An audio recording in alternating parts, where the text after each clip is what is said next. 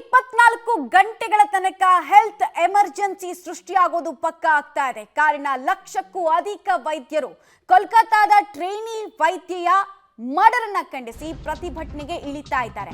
ಹಾಗಾದ್ರೆ ಪ್ರತಿಭಟನೆಯ ಸ್ವರೂಪ ಏನು?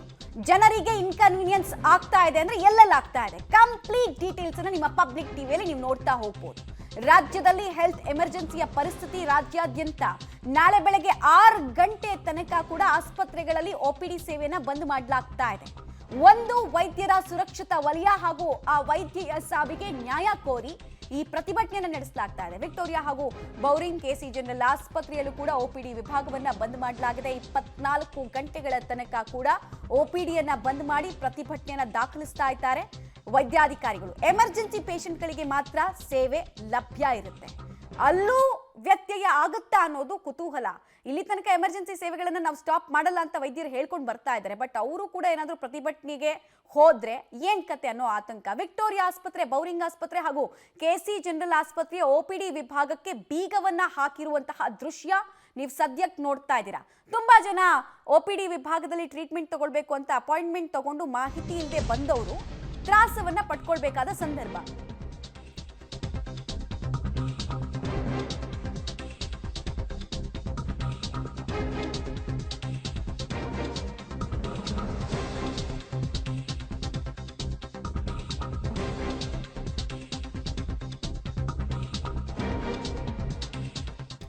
ಇದರ ಬಿಸಿ ತಟ್ಟೋದಕ್ಕೆ ಸ್ಟಾರ್ಟ್ ಆಗ್ತಾ ಇದೆ. ವಿಕ್ಟೋರಿಯಾ ಆಸ್ಪತ್ರೆಯಲ್ಲಿ ರೋಗಿಗಳ ಪರದಾಟ, ಬೆಳ್ಳಂಬೆಳಗ್ಗೆ ಚಿಕಿತ್ಸೆಗಾಗಿ ಬಂದು ಕಾಯ್ತಾ ಇದ್ದಾರೆ.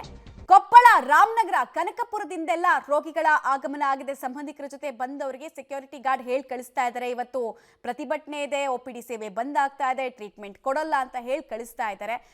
ಕೆಲವರು ವಾಪಸ್ ಹೋಗೋದಕ್ಕೆ ಮುಂದಾಗ್ತಾ ಇದ್ದಾರೆ, ಕೆಲವರು ವಾಗ್ವಾದಕ್ಕೂ ಕೂಡ ಇಳಿತಾ ಇರುವಂತಹ ದೃಶ್ಯ ಕಂಡು ಬರ್ತಾ ಇದೆ. ಬಹಳ ಇನ್ಕನ್ವೀನಿಯನ್ಸ್ ಆಗೋದಕ್ಕೆ ಸ್ಟಾರ್ಟ್ ಆಗಿದೆ. ನಾವು ಲಾಸ್ಟ್ ಬುಲೆಟಿನ್ ನಲ್ಲೇ ಹೇಳ್ತಾ ಇದೀವಿ, ಒಂದು 8:30 9 ಗಂಟೆ ಅಷ್ಟೊತ್ತಿಗೆ ಸಾರ್ವಜನಿಕರಿಗೆ ಬಿಸಿ ತಡ್ತಾ ಇದೆಯಾ, ಯಾವ ಸ್ವರೂಪದಲ್ಲಿ ತಡ್ತಾ ಇದೆ ಅನ್ನೋದು ಗೊತ್ತಾಗುತ್ತೆ ಅಂತ. ಕೆಲವರಿಗೆ ಇನ್ಫಾರ್ಮೇಶನ್ ಇವತ್ತಿನ ಬಂದ್ ಬಗ್ಗೆ ಇತ್ತು, ಕೆಲವರಿಗೆ ಇನ್ಫಾರ್ಮೇಶನ್ ಇರಲಿಲ್ಲ. ಆ ಇನ್ಫಾರ್ಮೇಶನ್ ಇಲ್ಲದಿದ್ದವರಿಗೆ ಬಹಳ ಸಮಸ್ಯೆಗಳಾಗ್ತಾ ಇರೋದು ಅಲ್ಲಲ್ಲಿ ಕಂಡು ಬರ್ತಾ ಇದೆ.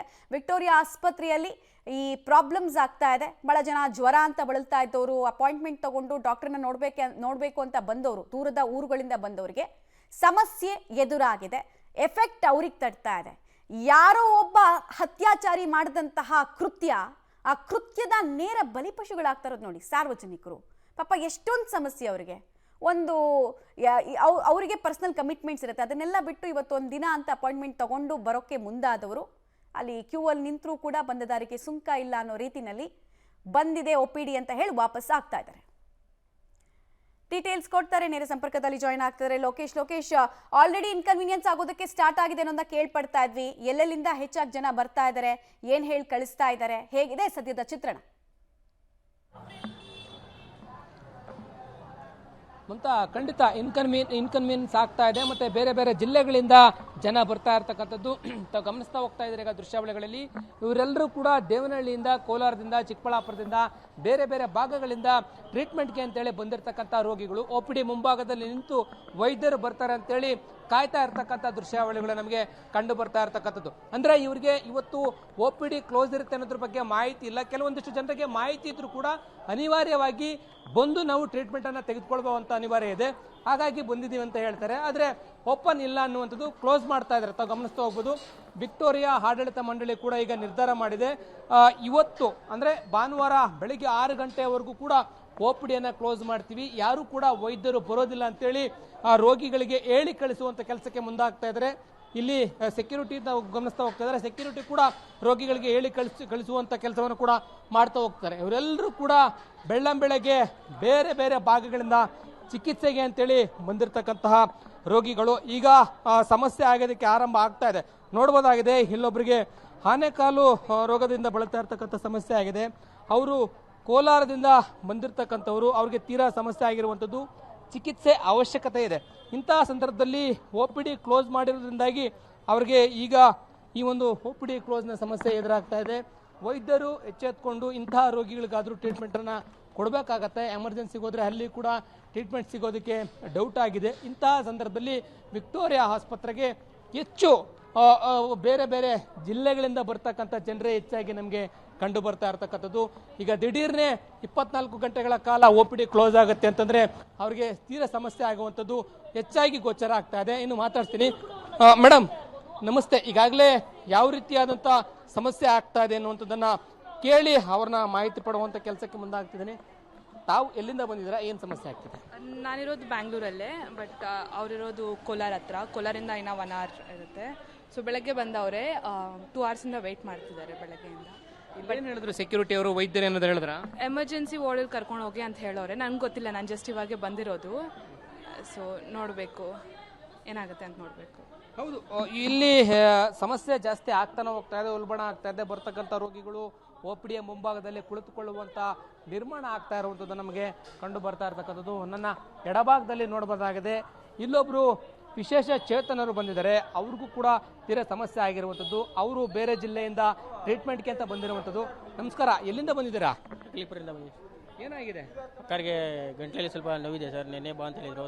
ತುಂಬ ನೋವಿದೆ ಸರ್. ನೋವು ಅಂತ ಹೇಳ್ತಾ ಇದ್ದಾರೆ ಸರ್. ಇವತ್ತು OPD ಕ್ಲೋಸ್ ಆಗುತ್ತೆ, ಓಪನ್ ಮಾಡೋದೇ ಇಲ್ಲ ಅಂತ ಹೇಳ್ತಾ ಇದ್ದಾರಲ್ಲ? ಇಲ್ಲ ಸರ್, ಮಾಡ್ತೀರಿ ಅಂತ ಹೇಳಿದ್ರಲ್ಲ ಸರ್. ನೆನ್ನೆ ಮಾಡ್ತೀವಿ ಅಂತ ಹೇಳ್ತಿರೋದು. ಈಗ ಡಿಸೈಡ್ ಮಾಡಿದ್ದಾರೆ ವಿಕ್ಟೋರಿಯರು 24 ಗಂಟೆಗಳ ಕಾಲ, ನಾಳೆ ಭಾನುವಾರ 6 ಗಂಟೆವರೆಗೂ ಕೂಡ ಓಪನ್ ಮಾಡಲ್ಲ ಅಂತಿದ್ದಾರೆ ಸರ್. ತುಂಬ ನೋವು ನಳೀತಾ ಇದ್ದಾರೆ ಸರ್. ಏನು ಮಾಡೋದು ಸರ್, ಅವ್ರು ಇದ್ದರೆ ನಂಬ್ಕೊಂಡು ಬಂದಿದ್ದೀವಿ ಸರ್ ನಾವು. ಇದು ಪ್ರತಿಯೊಬ್ಬ ರೋಗಿದು ಕೂಡ ಒಂದೊಂದು ರೀತಿಯಾದಂಥ ಕಥೆಗಳು ಅಂತಾನೆ ಹೇಳ್ಬೋದು. ಇಲ್ಲಿ OPD ಮುಂಭಾಗದ ದೃಶ್ಯಾವಳಿಗಳಾದ್ರೆ ಇನ್ನು ವೈದ್ಯರು ಬರ್ತಾರೆ ಅಂತೇಳಿ ಮರದ ಕೆಳಗಡೆ, ಫುಟ್ಪಾತ್ಗಳ ಕೆಳಗಡೆ ಕುಳಿತುಕೊಂಡು ವೈದ್ಯರಿಗೋಸ್ಕರ ಕಾಯ್ತಾ ಇರ್ತಕ್ಕಂಥ ಚಿತ್ರಣಗಳು ಕೂಡ ವಿಕ್ಟೋರಿಯಾ ಆಸ್ಪತ್ರೆಯಲ್ಲಿ ಕಂಡು ಬರ್ತಾ ಇರ್ತಕ್ಕಂಥದ್ದು. ಒಂದ್ ಕಡೆ ಆರೋಗ್ಯ ಇಲಾಖೆ ಹೇಳುತ್ತೆ ರಜೆಯನ್ನ ಕೊಡಬೇಡಿ ವೈದ್ಯರಿಗೆ, ರೋಗಿಗಳಿಗೆ ತೊಂದರೆ ಆಗದ ರೀತಿಯಲ್ಲಿ ಚಿಕಿತ್ಸೆಯನ್ನು ಕೊಡಿ ಅಂತೇಳಿ ಅವ್ರ ಆದೇಶವನ್ನ ಮಾಡ್ತಾರೆ. ಆದ್ರೆ ಇಲ್ಲಿ ನೋಡಿದ್ರೆ ಎಲ್ಲರೂ ಕೂಡ ಕಾಯುವಂತ ಪರಿಸ್ಥಿತಿ ನಿರ್ಮಾಣ ಆಗಿದೆ. ಅಮ್ಮ ನಮಸ್ತೆ, ತಾವು ಯಾವ ಕಡೆಯಿಂದ ಬಂದಿದ್ದೀರಾ? ಸರ್ ನಾವು ಪೀಣ್ಯದ 2nd ಸ್ಟೇಜಿಂದ ಬಂದಿದ್ದೀವಿ ಸರ್. ಏನ್ ಸಮಸ್ಯೆ? ನಮ್ಮ ಮಗನಿಗೆ ಜಾಯಿಂಟ್ಸ್ ಪೇನ್ ಇದೆ ಸರ್. ಓಕೆ, ಇವತ್ತಿದೆ, ಫುಲ್ ಡೇ ಇರಲ್ಲ, ಹಾಫ್ ಡೇ ಇರುತ್ತೆ ಅಂತ ಬಂದ್ವಿ.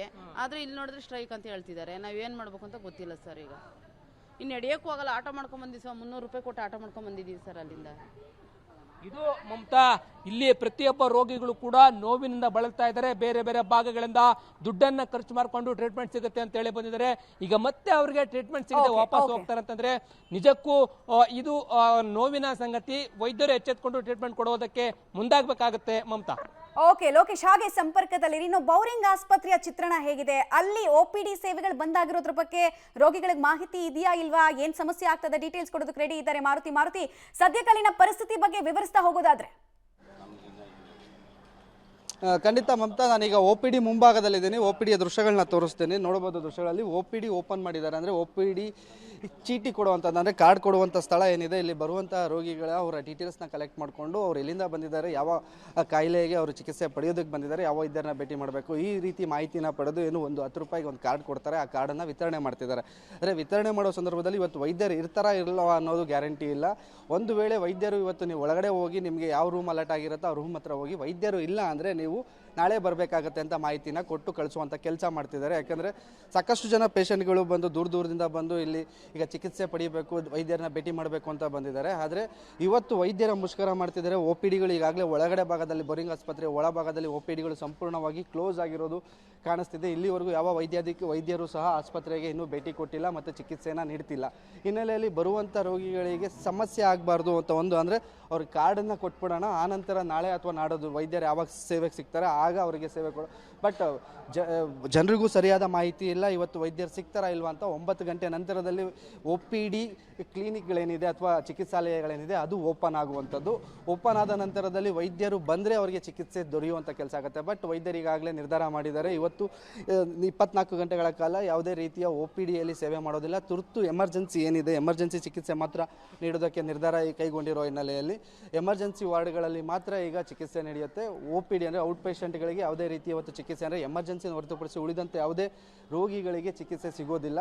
ಆ ನಿಟ್ಟಿನಲ್ಲೂ ಸಹ ಈಗ ಪೇಷಂಟ್ಗಳು ಒಂದು ಕನ್ಫ್ಯೂಷನ್ ಏನಪ್ಪ ಅಂದರೆ ಕಾರ್ಡ್ ಕೊಡ್ತಿದ್ದಾರೆ, ಕಾರ್ಡ್ ತೊಗೊಂಡು ನಾವು ಏನು ಮಾಡಬೇಕು ಅನ್ನೋದು ಗೊತ್ತಾಗ್ತಿಲ್ಲ. ಬಟ್ ಕಾರ್ಡ್ ವಿತರಣೆ ಮಾಡುವಂಥ, ಯಾಕಂದರೆ ಬಂದವರಿಗೆ ಹೊರಗೆ ಹೋಗಿ ಕಳ್ಸೋಕ್ಕೂ ಆಗಲ್ಲ. ಹಾಗಾಗಿ ನಮಗೆ ಏನು ಎಂದಿನಂತೆ ಕಾರ್ಡ್ ವಿತರಣೆ ಮಾಡೋದಕ್ಕೆ ಹೇಳಿದ್ದಾರೆ, ಆ ರೀತಿ ನಾವು ಕಾರ್ಡ್ ವಿತರಣೆ ಮಾಡ್ತೀವಿ ಅಂತ ವಿತರಣೆ ಮಾಡ್ತಿರುವಂಥದ್ದು. ಕೆಲವು ಪೇಷಂಟ್ಗಳು ಹೊರ ಬರ್ತಾರೆ, ಅವರನ್ನು ಮಾತಾಡಿಸುವಂಥ ಪ್ರಯತ್ನ ಮಾಡ್ತೀನಿ. ಯಾಕಂದರೆ ಯಾವ ಕಾರಣಕ್ಕೆ ಬಂದಿದ್ದಾರೆ, ಎಲ್ಲಿಂದ ಬಂದಿದ್ದಾರೆ, ಮಕ್ಕಳುಗಳನ್ನ ಕರ್ಕೊಂಡು ಬಂದಿದ್ದಾರೆ. ಇವತ್ತು ಮಕ್ಕಳ OPD ಕೂಡ ಕ್ಲೋಸ್ ಇರುತ್ತೆ.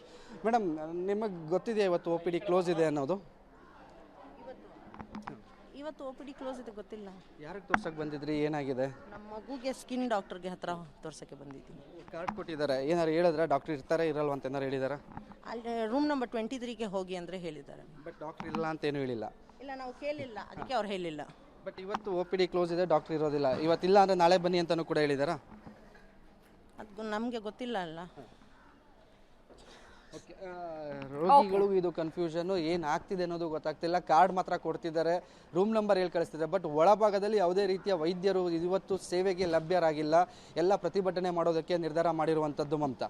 ಆಲ್ ರೈಟ್, ಧನ್ಯವಾದ ಮಾರುತಿ ತಮ್ಮೆಲ್ಲ ಮಾಹಿತಿಗಾಗಿ. ಲೋಕೇಶ್ ಹಾಗೆ ಸಂಪರ್ಕದಲ್ಲಿರಿ, ವಾಪಸ್ ಬರ್ತೀನಿ. ಸದ್ಯಕ್ಕಂತೂ ನೋಡ್ತಾ ಇದ್ದೀರಾ, ರಾಜ್ಯಾದ್ಯಂತ ಇದರ ಬಿಸಿ ಇನ್ನೂ ಹೆಚ್ಚಿನ ಮಟ್ಟದಲ್ಲಿ ಸಮಯ ಕಳೀತಾ ಇದ್ದ ಹಾಗೆ ತಟ್ಟುವಂತಹ ಸಾಧ್ಯತೆ ಇದೆ. ಪಾಪ OPD ಸೇವೆಯ ಮುಂಭಾಗ ರೋಗಿಗಳ ಅಸಹಾಯಕರಾಗಿ ನಿಂತಿದ್ದಾರೆ.